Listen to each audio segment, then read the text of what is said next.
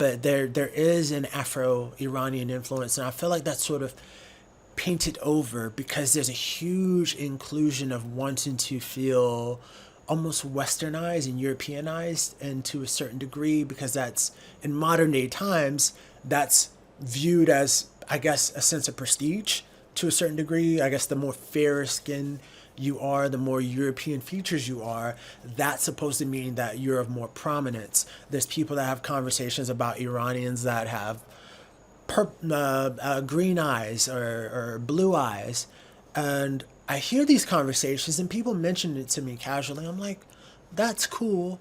But it's almost is spoken about as though that's like a superiority thing. And I just view that as sort of a byproduct of Iran geographically, where they're located. You know, geopolitically, they have a lot of influence, like I spoke about earlier, with the multiple dynasties that taken place, and also with Russians that are across, you know, the water in parts of Iran that also came down into Iran and mated with locals that were there. So world history is fascinating. We're all connected in some sort of degree.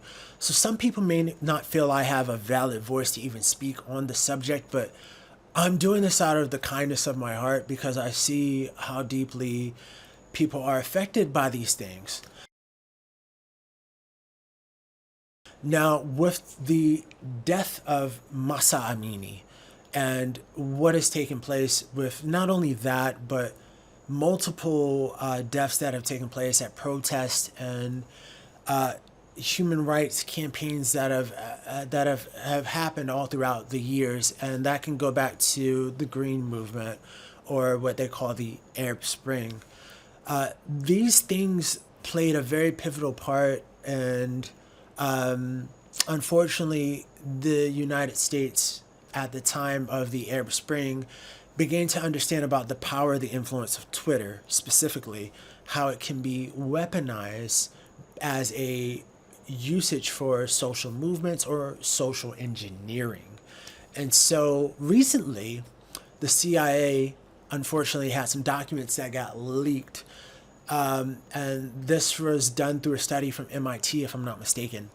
But MIT had released information that showed and proved the US and the Pentagon ran very specific social media campaigns to influence Iran in a way of information warfare through propaganda. Iranian Supreme Leader Ali Khamenei accused the United States, though, and Israel of stoking these protests. Here is what he said on Monday. He said, "I explicitly say that these riots and this insecurity were designed by the U.S. and the occupying fake Zionist regime and those who are paid by them." Now, maybe that's true, but this is clearly not why protesters came. People are coming out in the street to protest Islamic law that dictates what a woman can wear, right? But the U.S. has been caught stirring unrest in Iran in recent weeks. So, of course, if you say that this is a protest stoked by Western powers, people accuse you of minimizing the movement. I don't want to do that. I want to acknowledge that both things can be true. Right. Right? It can be exploited by the West.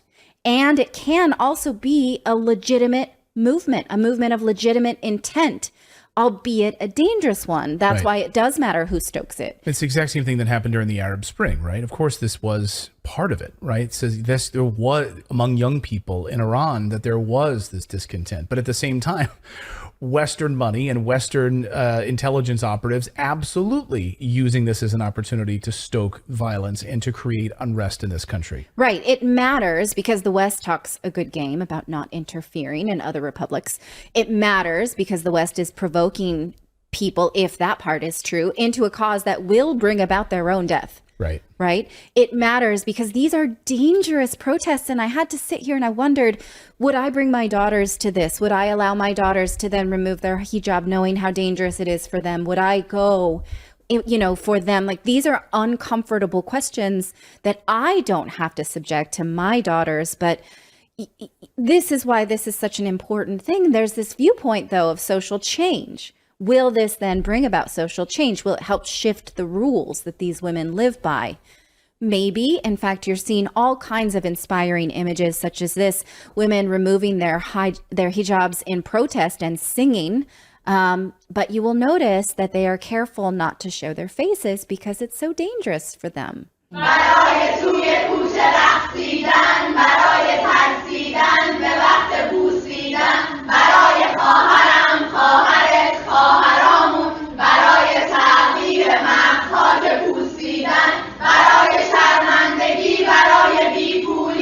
So what you're hearing here is these women singing. These are college students and high school students, and they're singing a song that was written for this movement.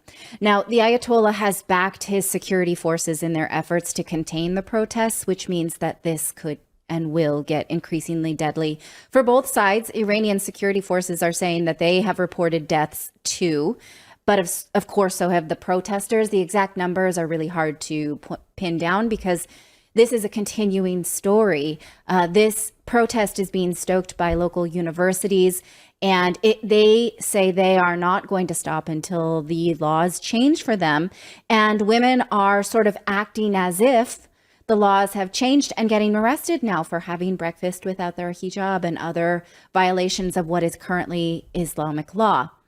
So I think it's worth asking, why then would the Ayatollah accuse the US and Israel of instigating? Well, Israel is Iran's biggest enemy and the US best friend. So what is bad for Iran is good for those two, right? Of course. Now, President Biden released his own statement on Monday. I'm going to show it to you. It's interesting because he's saying we gravely have concerns about this. We don't like it. This is not right. Iran's regime has denied fundamental freedoms. All the words, right? The word salad, freedoms, not right. All of that, violence, coercion. It's interesting, though, what they say they're going to do about it. So I want you to just remember this. The United States is making it easier for Iranians to access the internet, including through facilitating greater access to secure outside platforms and services. Okay, let's talk about what the United States is doing with the internet to Iran. Okay, because in recent weeks, just about a week and a half ago, the Washington Post published this article about a report that accuses the U.S. of promoting misinformation abroad through the Pentagon in Iran. It says that social media companies, specifically Facebook and Twitter, have identified fake accounts that were literally run by the U.S. military. Facebook and Twitter both removed the accounts in violation of their own rules. So all of this, the Pentagon wants to help counter misinformation BS. Right. As we suspected, it's exactly the opposite. The Pentagon is guilty of perpetuating information warfare. These were bots and troll accounts managed by CENTCOM, or Central Command, which manages all U.S. military actions in West Asia, North Africa, South and Central Asia. The information from the report came from a company called Graphica and Stanford Internet Observatory. These organizations were contracted by Facebook and Twitter after both companies found all of these overlapping sets of accounts and removed them, and then referred this to a research firm to verify that this was in fact government-led. And it turns out that it is. In fact, the Pentagon has actually acknowledged that they do this, and their official position is, yeah, we're going to look into it. Colin Kahl, who is the Undersecretary of Defense, says that he's calling for a full accounting of these operations by next month. So helpful. Thanks. But of course we know they're doing this, right? This is, and the fact that the Washington Post called this out is kind of a rare moment for Western media. Yes, but it got shockingly low amount of coverage for what it is, right? And I'm going to show you more about because this is crazy behavior. Well, I think about the sliding scale we have, right? When Edward Snowden breaks the story, we get this information from The Guardian, and Glenn Greenwald reports on Edward Snowden and the NSA whistleblowing story, and we find out that the NSA is tapping phones and spying on Americans. Then shortly before the war breaks out in Ukraine, we learn that the CIA has been actively spying on Americans, right? Where did that story go? It just disappeared into the ether. Now we have a story like this that's like it's almost no coverage, but this is what American taxpayers are funding this operation. Let me create a new Twitter account and start some shit somewhere in the world. Right? Okay. So here's what they found specifically about Iran, which is a main target of this CENTCOM mission. It says that this section discusses the 21 Twitter accounts, 2 Facebook pages, 5 Facebook profiles, 6 Instagram accounts that formed the covert campaign focused on Iranian audiences. These assets had names in Persian, and those that posted content mainly did so in Persian about Iran. The Twitter accounts posted primarily between November 2020 through March 2022, and the Facebook pages and Instagram accounts posted primarily through June of 2022. There were no visible posts for the Facebook profile. So that is a lot of work, right? That they are deciding to just like create these accounts and stir the pot. Well, here is one such post from the government's own. This is from the United States government, right? Put this post up. From their own fake account. Yes. And it is specifically, it says that social media is the only way. So what they're saying is that the internet is the only way Iranians can access the free world, and it is the main enemy of the Iranian regime, right? Therefore, the regime uses all of its efforts to censor and filter the internet. So, you better be happy you have the internet. It is your only path to freedom. Didn't we just see President Biden saying we'd like to make sure you've got more internet? We need to make sure the Iranians have more internet. And we're doing this with it, right? In the meantime, these accounts also rang in on women's rights regarding Islamic dress, right? It says from the report that they focused on women's rights through most prominently on Facebook and Instagram, and they compared Iranian women's opportunities abroad with those in Iran, and they noted that little has changed for women in Iran over time, specifically as it relates to the hijab. Here are 2 examples of that. This one right here, it compares the experience of Iranian women abroad, such as working as astronauts, with Iranian women in Iran seemingly beaten, right? Mm-hmm. Here's another one. It shows that Iranian women, where? Before the Islamic Revolution, were sort of dressed in Western garb, and now they are forced to wear this, right? Okay, this may be legitimate points, but it's the U.S. government posting these things, right? Posting propaganda. Anonymously or not anonymously, like undercover through false pretenses. Right. The report says that Iran has been the major target for these ops. They say they centered in 3 nations and regions: Iran, Afghanistan, and Arabic-speaking Middle East groups comprising Iraqi and Saudi subgroups, some of which contain a few accounts associated with Syria, Kuwait, and Yemen. We will link you to the report below, because it is just such bizarre behavior, and it is exactly the thing that the U.S. has been screaming that Russia does. Right. Yeah, this is the thing, of course, they tell us that Russia is doing, planting bot accounts, affecting our elections by putting in disinformation campaigns. And then the United States government under the Department of Homeland Security setting up a disinformation campaign organization led by the Department of Homeland Security that's going to be making sure that you're not being lied to on the internet with fake accounts and fake Twitter handles and fake Facebook posts and propaganda. We're going to try to protect Americans from this type of content, and yet we are creating it. Meanwhile, actively. CENTCOM is like, that's a good idea. I guess we should be doing that. And they are doing that. So doesn't it feel strange to consider that the government has admitted to running fake social media accounts about women's rights in Iran at just days before a legitimate unrest breaks out, right? So to bring this back to the current protests, of course the Ayatollah has reason to suspect that the U.S. has instigated trouble. They have been doing that. But the protesters, again, have their own reasons legitimately to protest too.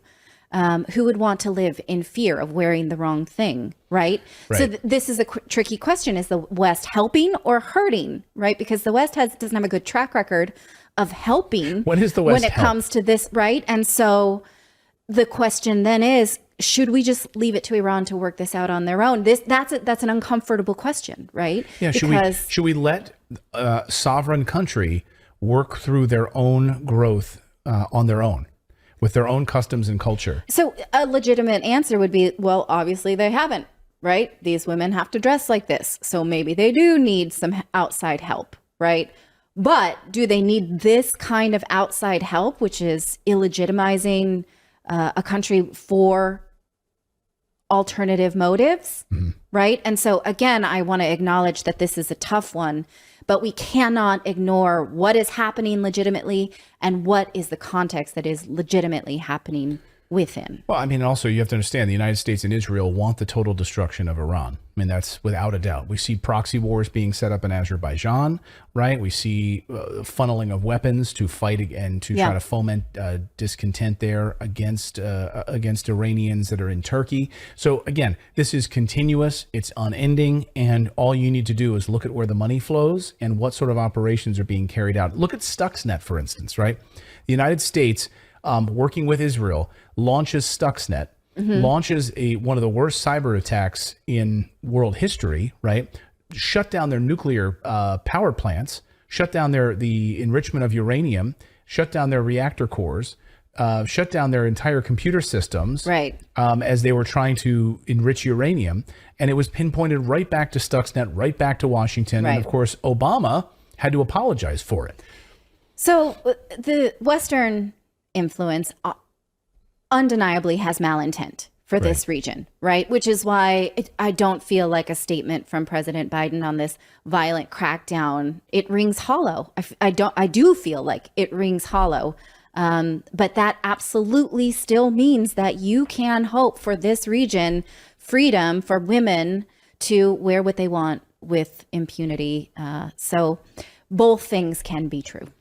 So they were creating social media accounts that were essentially praising Iranian women for their freedom in the West, for them being able to have their hair free, and for them to be able to freely live their lives at the disadvantage of what they were trying to show, that they wanted to show Iranian women in Iran what they were missing out on. So there was these social media accounts that were being created to kind of polarize the differences from women in Iran to the women that were outside of Iran, whether they were in the United States or in Australia or Canada, some Western country, but to make the women in Iran feel like they were missing out from this influence of being able to, quote unquote, have freedoms. So I don't, I think people need to understand that what's taking place, everything isn't as what it seems. Even the story down to Mahsa Amini, where they explained that she was beaten in the police station, and it was due to the fact that she had a hijab on, allegedly, and the hijab was the alleged reason that allegedly she was beaten, and she had fell unconscious, and they hauled her off. Now, Iranian officials have released video footage of showing Mahsa Amini in the police station.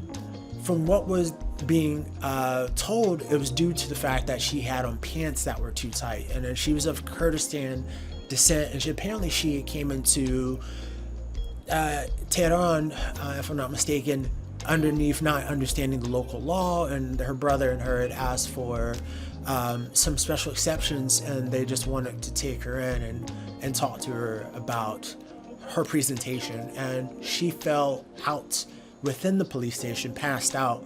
On video, they hauled her out into an ambulance, and she fell into a coma, and she had passed away. Now, the video that got mass marketed was saying that she like I said, she had died of initially being beaten by police. But, based on that CCTV footage, that seems not to be what had taken place. And like most things, the media wants you to reduce this story to a simple narrative. And we here want to parse out the nuance, because it's impossible to not talk about what is happening and the context in which it is happening. Both things must be discussed together, and we are going to do this. Now, the media says a woman was killed by Iranian police. They are evil. Women are standing up to this regime. This is the real heroic story. A lot of that is true, right? But it necessitates context. So let's back up and talk about what's happening. The protests revolve around Islamic rules, particularly for women. They began after a 22-year-old woman named Mahsa Amini died in police custody after she was arrested for wearing improper clothing. Originally, the media was reporting that it had to do with the hijab, but most recent reports are that it was because her pants were too tight. She was in Tehran with her family on a visit, but she is not from that city, so she was less familiar with the rules when police took her into custody. Even though she and her brother asked for leniency when they were stopped by police, they said, "We're not from here. We didn't know, please don't take her in." But they took her in anyway. Now, reports began circulating that she was beaten to her death while she was in custody, and she died after going into a coma a few days later. And that is what sparked these protests in the days after her funeral. But then the Iranian government released this video showing the moment that she collapsed. So we are going to show it to you. I will talk over it because it has, it's in Farsi, and I'm going to assume you don't speak that. So let's go ahead and play it. So you see her walking همونطور که می‌بینید خانم مهسا امینی هستن که وارد I'm sorry about that. You see her walking into the station and then looking where to sit, and she sits for a while. Now, again, the reporting that she had been beaten previously to this is interesting because her body language doesn't necessarily show distress. She certainly does seem exasperated by the ordeal. She doesn't exactly know, is someone going to call me up? What's going to happen? And she comes to talk to this person. And when you watch, she gestures to her pants. So she's saying, like, look, the pants are, is this really a problem? What's going on here? The woman just sort of brushes her off. And then you will see her collapse in just a minute.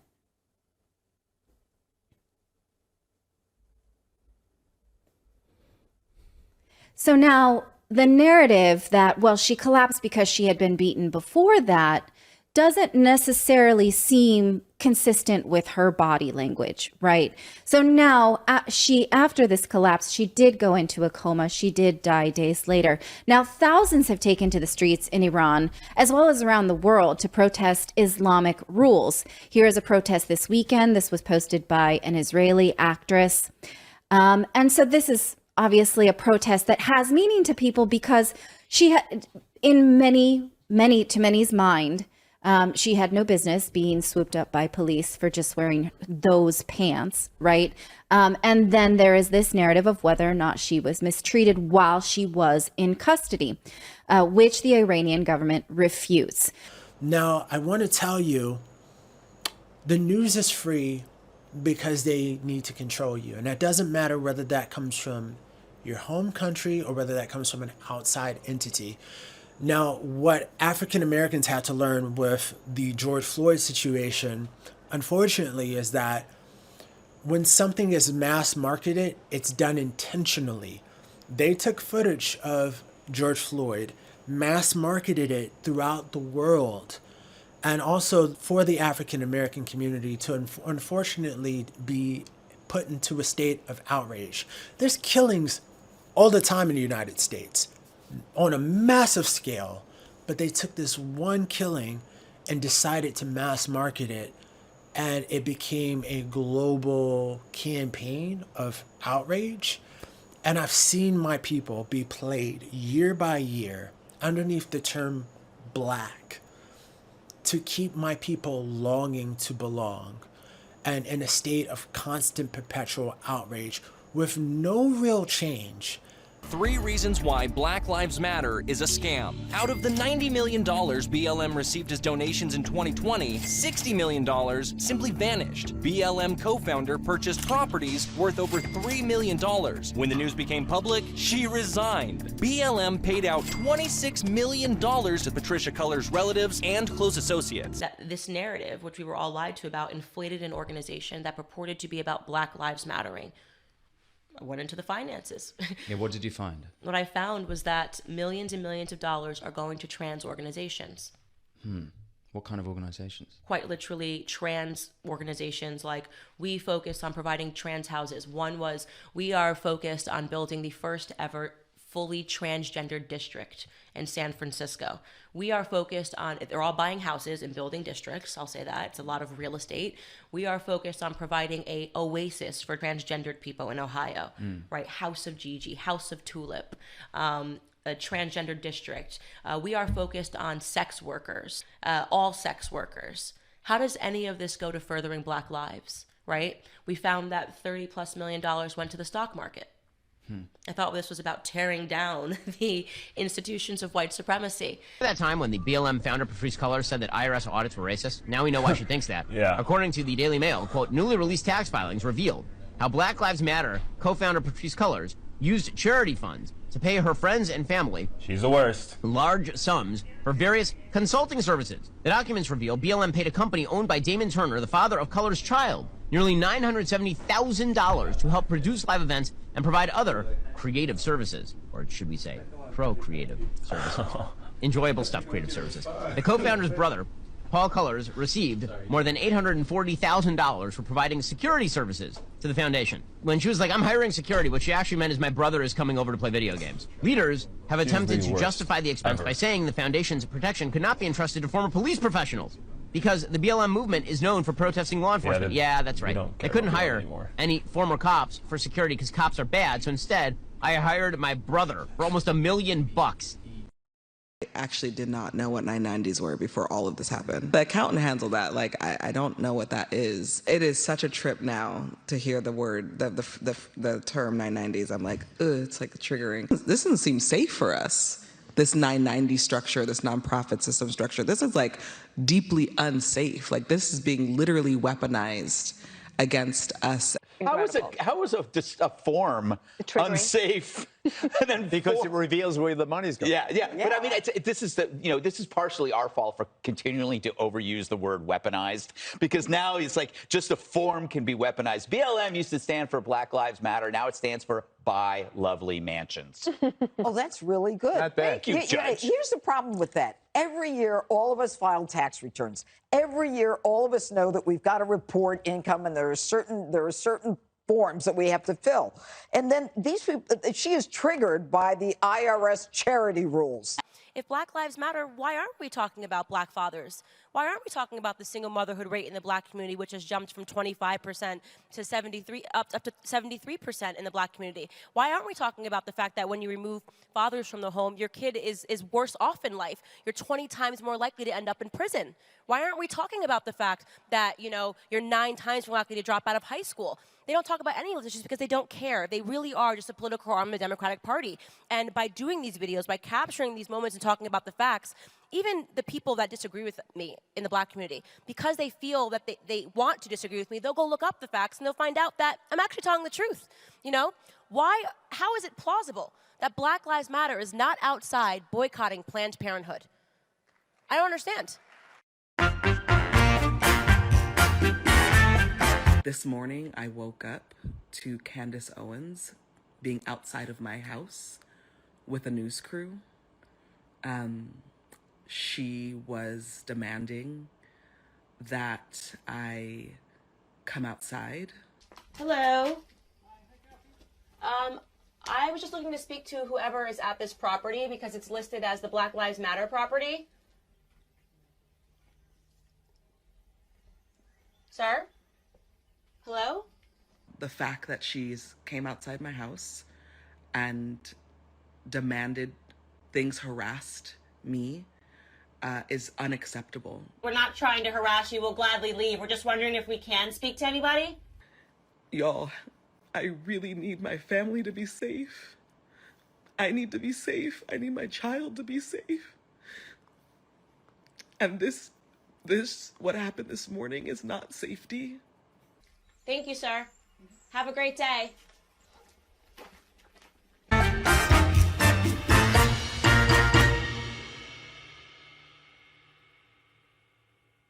Hey guys, if you want to watch more clips, click here. And if you want to watch the full podcast, click right here.